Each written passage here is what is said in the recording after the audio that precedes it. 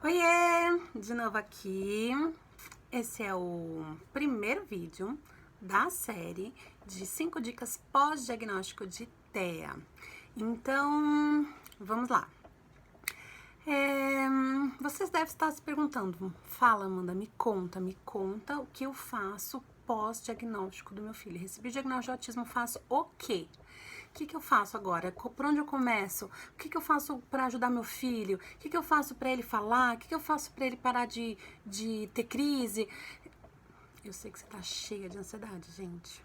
Muita ansiedade. Mas não é por aí que começa. Porque foi por aí que eu comecei e não deu muito certo. Vou explicar por quê. Vamos lá. Qual que é o primeiro passo depois que você recebe o diagnóstico? Cuidar de você. Como assim, Amanda? Eu tenho que cuidar do meu filho, que tenho... Cuidar de você. Vai por mim, gente. Cuidar da mãe é o primeiro passo. Você estar bem é o que o seu filho mais precisa. O que acontece com a mãe quando recebe qualquer coisa, quando o filho fica doente, qualquer coisa? A gente se coloca em último lugar. A gente se coloca lá no final do final para se cuidar. Só que às vezes, gente, pode ser que eu seja dura na fala, mas eu mordo e assopro também. Por quê? Porque assim, eu queria dizer pra vocês que é uma coisa linda, romântica, o anjo azul, ter um filho com autismo. Não tem romance. Não tem, porque assim, eu sou feliz, sou muito feliz, mas é fácil a minha vida? Não é fácil. Dá pra ser feliz com essa vida? Dá pra ser feliz com essa vida. É fácil? Não é fácil. Então, assim, uma das coisas que eu não quero romantizar é que vai passar. Então, assim, olha, a gente vai começar agora um monte de intervenção, e aí ele vai ficar bem, ele vai começar a falar, e aí vai... Não vai passar. Não vai passar agora, nem tão cedo. Principalmente porque se você tiver um filho pequeno.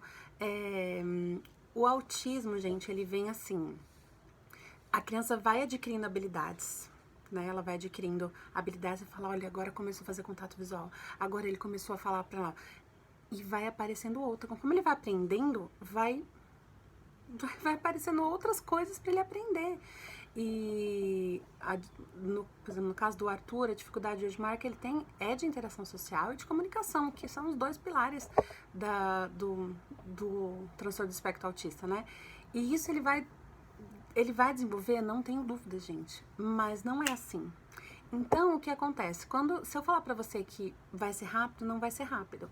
Se você não se cuidar agora, primeiro, você não vai ter força, porque não vai resolver em 5 meses, em 2, em 4, em 10, em 1 ano. Vai ser anos da sua vida. Então, assim, você precisa se cuidar para você ter força para continuar a vida, porque não vai ser facinho. Então, o que eu fiz? Vou contar a minha história, tá? Recebi o diagnóstico de autismo, vocês viram no outro vídeo. Eu virei a louca. A minha maternidade já começou louca por conta da prematuridade. Então, assim, a prematuridade me levou para um buraco muito grande. Eu tinha muito medo do Arthur morrer. Eu fiquei, quando o Arthur chegou em casa, com 1,8 kg, eu fiquei 16 dias sem dormir, com a mão em cima dele, para ver se ele estava respirando, para ver se ele... Eu entrei num negócio assim, eu falo que assim, a maternidade me consumiu. Eu deixei de existir Amanda, mulher, e virei só mãe do Arthur. E para eu sair desse processo, já são 4 anos, eu demorei muito, mas eu cheguei num buraco assim muito fundo de não me cuidar, de esquecer de mim. Eu sempre fui muito vaidosa, eu sempre cuidei da pele, do cabelo, roupa, viciada em sapato. As pessoas falam, os psicólogos falam, quando tem algum vício, alguma coisa, alguma compulsão, é porque tem alguma coisa interna dentro muito. Eu tenho, devo ter, todo mundo tem. E eu sempre fui viciada em sapato. Cheguei a ter 250 pares de sapato. Quando eu engravidei, que eu não podia mais usar salto, eu guardei todos os pares dentro de uma mala. E na casa da minha mãe, de 2 malas. E eu fiquei 2 anos sem usar sapato de salto. sem pegar os meus sapatos na casa da minha mãe.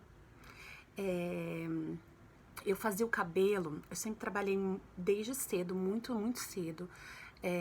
Eu vendia, eu sempre fui muito vendedora.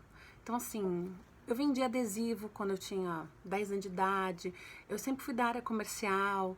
E eu me descobri mesmo na área comercial com 14 anos. 14 para 15 anos. Minha mãe comprava Tupperware. Resolveu ser revendedor de Tupperware para poder comprar para ela, né, para pegar mais barato. E aí, numa dessas que minha mãe tinha o nome lá, eu comecei a vender Tupperware, vendia para minhas tias, vendia para as vizinhas, comecei a fazer reunião na casa das mulheres. De carro, eu pegava o domingo, marcava reunião, explicava todo lá o negócio, o kit do BEA que a anfitriã recebia, vendia Tupperware. Eu ganhava, tipo, com 14, 15 anos, mais de R$1.000 por mês. Então, assim, eu sempre comprei minhas coisas. Então, eu sempre fui muito vaidosa. Apesar de ter baixa autoestima, eu sou vaidosa. E como eu sempre trabalhei, eu sempre tive minhas coisas. Então, nessa área que eu trabalhava de assessoria de casamentos, eu fazia reunião, então eu tinha que estar com a unha impecável. Então, desde que eu me conheço por gente, eu nunca fiz a unha em casa, porque eu sempre me cortava muito. Então, eu fazia 2 vezes por semana a unha no salão. O meu cabelo, quando eu comecei a alisar o cabelo, eu tinha 18 anos. Eu gastava 70% do meu salário de estagiária no cabelo. Mas meu cabelo era lindo, gente, a coisa mais linda. E era creme, então assim, eu sempre me cuidei muito. E depois que a maternidade chegou, eu saí disso pra zero. Então, assim, foi um baque muito grande. Eu parei de me cuidar literalmente, eu já não ia...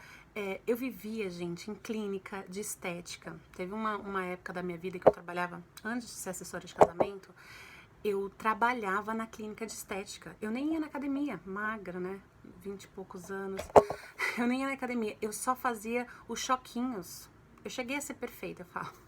Porque barriga negativa, zero celulite, comendo bem, solteira, trabalhando bem, ganhando bem. Então, assim, eu me cuidava e eu gostava de fazer isso por mim. E depois que veio a maternidade, eu ainda, um pouquinho antes da maternidade, também continuava me cuidando, engordei, mas eu fiz hidroginástica a gestação inteira. Então eu tenho hérnia de disco, eu não posso fazer exercícios muito pesados, mas eu sempre fiz hidroginástica. Então eu tinha minhas colegas lá, minhas amigas, tudo, a mais novinha tinha 67. E eu ia pra hidro com as velhinhas lá, e eu me cuidava mesmo. Só que quando o Arthur nasceu, eu saí de tudo que eu fazia por mim e fazia zero. E comecei a fazer zero. Então, assim, nas minhas viagens, eu comprava maquiagem. Eu só usava maquiagem importada. Eu só usava shampoo importado.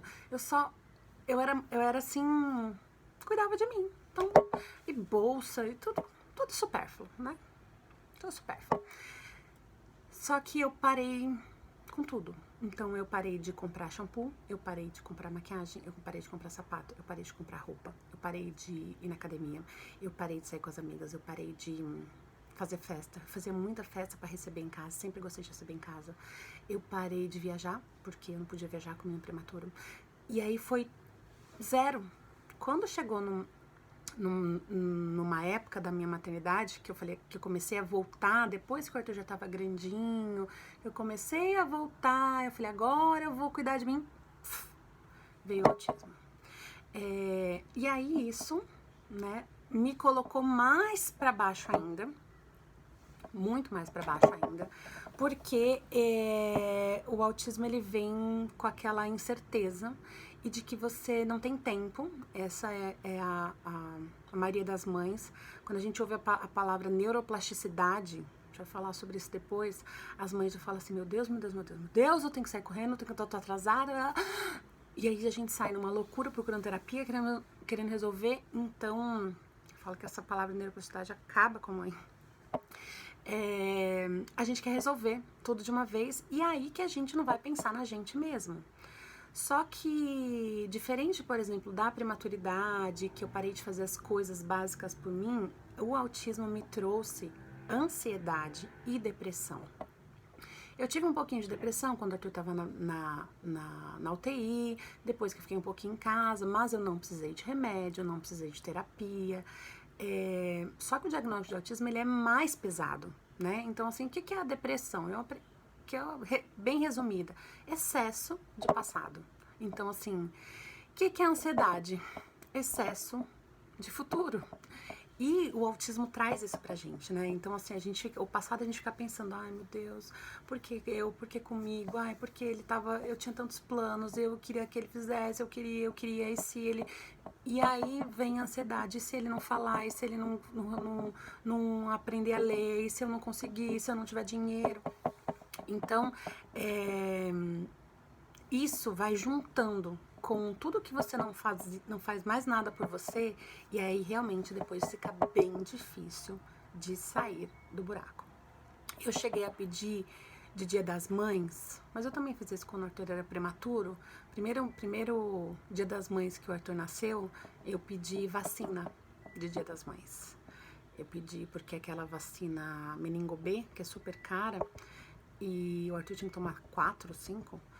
E aí eu pedi vacina, mais de R$500 vacina, Dia das Mães. Quando o Arthur quando eu recebi o diagnóstico, eu pedi terapia. Pra quem quisesse me dar presente, pra minha sogra, pra minha mãe, você quer me dar um presente? Paga uma terapia do Arthur, paga um mês de ecoterapia, que é do cavalo. E com isso eu fui fazendo todas as coisas da minha vida. Eu parei realmente de olhar total pra mim, só pra cuidar do meu filho e só via ele na minha frente. Como eu falei, eu chorava de noite, eu não queria, depois veio o luto e depois veio a depressão, e junto com a depressão vieram dores físicas. Eu tinha um peso enorme, como se alguém tivesse em cima de mim assim o tempo inteiro, forçando eu para baixo. Eu tinha dor no braço, como se fosse aquela da síndrome do túnel do carpo, que é uma dor que você não consegue segurar as coisas. Eu parei de dormir. O celular caiu. Eu parei de dormir, eu já não dormia mais, então eu dormia 1 hora, 2 horas por noite. E aí eu só ficava pensando. E conforme você vai juntando isso, eu fiz isso, foi janeiro, fevereiro, março. Março foi onde o pico. Abril, maio, junho, julho. Em julho, eu estava de cama. Eu não levantava da cama, eu não tinha forças, eu não conseguia dirigir de tanta dor, de tanta tensão que eu estava. E eu fui no clínico geral, pedi um remedinho para dormir. Eu tinha, gente, o preconceito de que psiquiatra não era o meu caso, que psiquiatra era pra gente doida. Eu tinha esse preconceito até 2 anos atrás. Nossa, recente. As pessoas ainda pensam isso. Tem muita gente que pensa isso. E aí eu falei assim, olha, eu tô com dor no corpo. Fui passando todos os sintomas pra ele. Ele falou assim, ó, fez assim, ó, psiquiatra. Aí eu, meu Deus, eu preciso? Aí foi onde eu me dei conta que realmente eu estava doente. A ansiedade, todo mundo é um pouco ansioso, né? Ai, não vejo a hora de chegar. A ansiedade, ela é uma coisa comum, né? Todo mundo é um pouco ansioso. Mas quando ela começa a trazer consequências físicas, dor no corpo, insônia, é que ela tá se transformando na doença, a ansiedade. A depressão, a mesma coisa. Às vezes a gente tá triste, a gente diz, tô desanimado, tô triste, mas quando começa a afetar o seu trabalho, o seu relacionamento, o seu marido, a sua casa, o cuidado com você mesmo, o cuidado com o seu filho, a gente precisa acender a luz. E eu sei que o diagnóstico de autismo traz tudo isso pra nossa vida. Eu não tem coragem de... Eu colocava cílios, sabe? Alongamento de cílios. Não façam isso, porque cai todos os cílios. Ó, meus cílios ficou tudo curtinho depois. Agora eu só uso postiço, que eu nem tenho aqui. Eu colocava cílios. Só que pra você colocar os cílios é R$140. R$140, depois a manutenção a cada 15 dias é R$80. Então, assim, tudo bem, eu trabalho, mas eu falava, meu Deus, 140 mais 80, tipo... dá pra pagar a musicoterapia. Sabe quanto era a musicoterapia lá onde o Arthur fazia? R$150 por mês, 4 vezes, olha. E aí eu parei de... Eu não fazia mais nada por mim. Nem os cílios que eu gostava de ficar, acordar já pronta, parece acorda maquiada, né? Eu não fazia mais nada por mim. Por quê? Porque eu só pensava em pagar terapia e arrumar mais terapia. O Arthur chegou a fazer 9 terapias. Ele fazia psicomotricidade, ele fazia coterapia, que era fono e psicóloga junto. Ele fazia terapia ABA, ele fazia terapia ocupacional, musicoterapia, ecoterapia, tinha mais 2. Aí ele fazia judô, natação e você acredita que foi ver futebol para um menino de 3 anos? A louca. Só comprei o uniforme, depois ele não fez mais. Mas assim, ele fazia muita terapia, eu só pensava nisso porque eu achava que eu ia resolver. Agora vamos lá aos conselhos. Então assim, tudo isso que eu fiz, que na verdade eu achava que estava fazendo pro meu filho, me deixaram muito, muito, muito cansada e doente. Mãe doente não cuida de criança. Se você tiver de cama, igual eu fiquei, meu filho ficou jogado. Eu ficava na TV o dia inteiro. Eu não tinha forças para levantar. Se você tiver doente, com depressão não é brincadeira. Depressão é doença. Precisa ser tratada. Precisa usar remedinho. Se você fala assim, Amanda, não quero usar remédio, não quero usar remédio para ansiedade, nem para depressão. Ok, você não precisa. Você precisa de fazer só 2 horas de exercício físicos por dia, tomar sol, dormir 9 horas da noite no máximo, acordar cedo, tomar 2 litros de água, comer tudo do saudável, né? Tirar o açúcar. Você não vai ter ansiedade. Agora, a gente consegue fazer isso, gente, com a criança, com autismo, com TEA? Então não dá. Então a gente precisa, é um momento que a gente precisa. Então, as dicas. Eu sei que o que eu tô falando pra vocês, de vocês se colocarem em primeiro lugar, é a coisa mais difícil de todo esse processo. De todo esse processo. Mas vocês vão me prometer. Pega esse caderninho aí, gente, que vocês vão fazer alguma coisa por vocês. Primeira coisa, marcar uma psicoterapeuta pra você conversar. Você precisa cuidar da sua mente. Porque assim, tudo que é dentro da nossa cabeça. Então, se você ficar só pensando coisa ruim, só vai acontecer coisa ruim. Se você ficar pensando que não vai dar certo, só vai acontecer quando der certo. Se você ficar só pensando no futuro, você vai ficar mais ansiosa. Então, assim, você precisa passar por esse luto. Não tem problema você chorar, você vai chorar, mas tem uma hora que a gente precisa parar de chorar. E essa psicoterapeuta, ela vai te ajudar a você se encontrar dentro da sua mente, a como que você vai ligar esses caminhos para você conseguir parar de chorar, conseguir ter força. Então, assim, precisa. Se você tem convênio, você marca uma hora pro seu filho. E o que eu fazia? O Arthur fazia TO e eu fazia com psicólogo, o mesmo horário dele. Consegui agenda, faço isso até hoje, né? Até a pandemia. Então, assim, você precisa de um acompanhamento psicológico com psicoterapeuta profissional. Amiga, gente, ela não aguenta ouvir tudo que a gente tem para falar. Marido, menos ainda. E às vezes, dependendo, elas te dão uns conselhos que não é válido. Para de frescura, o menino aí, ó, o menino correndo, o menino não tem nada. Isso é coisa da sua cabeça. Então, assim, você não precisa disso. Você precisa de alguém que te oriente profissionalmente. Então, a primeira coisa, gente, é marcar pra você. Amanda, não tem convênio. E o dinheiro que eu tô tendo, que o máximo que eu consigo, eu marco pro meu filho. Você marca pra você. Faz isso, gente. E depois você vai ver que o seu filho vai se desenvolver muito, muito melhor. Porque se você estiver bem, você vai conseguir aplicar em casa. Você vai conseguir fazer as atividades com ele. Se você tiver de cama, se você estiver chorando, se você estiver com depressão, se você estiver sem ar, a minha TAG, transtorno de ansiedade generalizada, que eu desenvolvi pós-diagnóstico, eu não respiro. Fico assim, não consigo nem falar sem a medicação, entendeu? Então, assim, você precisa marcar. Segunda coisa, marcar um psiquiatra. Conversar com ele, contar tudo que você tá sentindo. Ver se tudo que você tá sentindo agora, se tem sintomas de TAG, se tem sintomas de ansiedade. Ele vai saber dizer pra você, olha, você precisa de um remedinho e esse remedinho vai fazer você dormir à noite, relaxar. Gente, uso medicação, né, já faz 2 anos. 2 anos. Pode cair o mundo. Estou em paz.